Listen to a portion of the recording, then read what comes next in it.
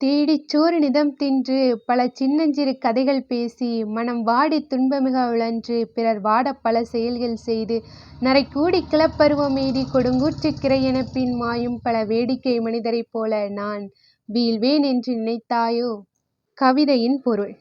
நாம் இந்த உலகத்தில் பிறந்ததே 3 வேளையும் ருசியான உணவை வயிறு நிறைய உண்பதற்காக மட்டுமே என்று எண்ணி உணவைத் தேடி அலைந்து திரிந்து மீதமுள்ள நேரத்தில் பொழுது போகாமல் அக்கம் பக்கத்தில் நடக்கும் வீணான கதைகளைப் பேசி பேசி நேரத்தை வீணாக்கிவிட்டு எந்த முயற்சிகளையும் மேற்கொள்ளாமல் தோல்விகள் பல தழுவி பின் எனக்கு மட்டும் ஏன் இப்படி நடக்கிறது என்று வேதனை அடைந்து பிறருக்கு துன்பம் தரக்கூடிய பல செயல்களை செய்து வழக்கம் போல நரை விழுந்து கிளப்பருவம் அடைந்து பின்னர் நோயால் துன்புற்று இறக்கும் வீணான மனிதர்களைப் போல நானும் வாழ்ந்து இறந்து விடுவேன் என்று நினைத்தாயோ?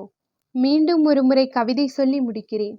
தேடிச் சோறு நிதம் தின்று பல சின்னஞ்சிறு கதைகள் பேசி மனம் வாடித் துன்பமிக உழன்று பிறர் வாடப் பல செயல்கள் செய்து நரைக்கூடி கிளப்பருவம் எய்தி கொடுங்கூற்றுக் கிரையெனப் பின் மாயும் பல வேடிக்கை மனிதரைப் போல